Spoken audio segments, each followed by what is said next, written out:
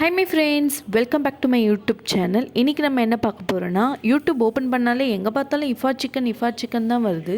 சரி, ஓகே, நம்மளும் அதை ட்ரை பண்ணி பார்த்துடலான்னு சொல்லிட்டு தான் இப்போ நான் பண்ண போகிறேன். வாங்க எப்படி பண்ணுறதுன்னு பார்க்கலாம். 1 spoon red chilli powder, 1 spoon garam masala, 1/2 spoon pepper, உப்பு கொஞ்சம், இஞ்சி பூண்டு பேஸ்ட் சேர்த்துக்கோங்க. நான் இதில் சேர்க்கலாம் மறந்துட்டேன், கடைசியாக நான் சேர்த்துட்டேன். அரை லெமன், ஒரு கொஞ்சமாக தயிர் சேர்த்து இது எல்லாமே சேர்த்து நல்லா பிசைஞ்சிக்கலாம். நான் 3 தைப்பீஸ் எடுத்திருக்கேன் சிக்கன்.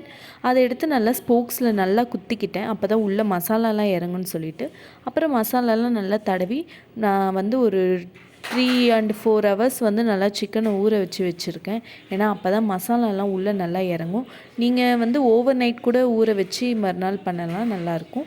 இப்போ பேனில் எண்ணெய் ஊற்றி நம்ம மேக்னேட் பண்ணி வச்சுருந்த சிக்கன் அதில் வச்சு நல்லா ஃப்ரை பண்ணிக்கலாம். அதுக்குள்ளே நம்ம வந்து மைனஸ் பண்ணிக்கலாம். வாங்க, 3 எக்கு, பாயில் பண்ண எக்கு, வெறும் ஒயிட் எக்கு, 2 சீஸு, பெப்பர் கொஞ்சம், உப்பு, சால்ட்டு கொஞ்சம், கொஞ்சமாக தயிர் சேர்த்து இதை நம்ம நல்லா அரைச்சி எடுத்துக்கலாம். அரைச்ச உடனே இந்த மாதிரி இருந்தது, பார்க்கவே நல்லா இருந்ததுங்க.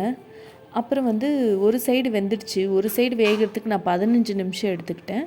இன்னொரு சைடு திருப்பி போட்டு அதுவும் ஒரு 15 நிமிஷம் வேக வச்சு எடுத்துக்கலாம். அப்போ தான் வந்து நல்லா மசாலாலாம் உள்ளே இறங்கும், சிக்கனும் நல்லா சாஃப்டாக வெந்திருக்கும்.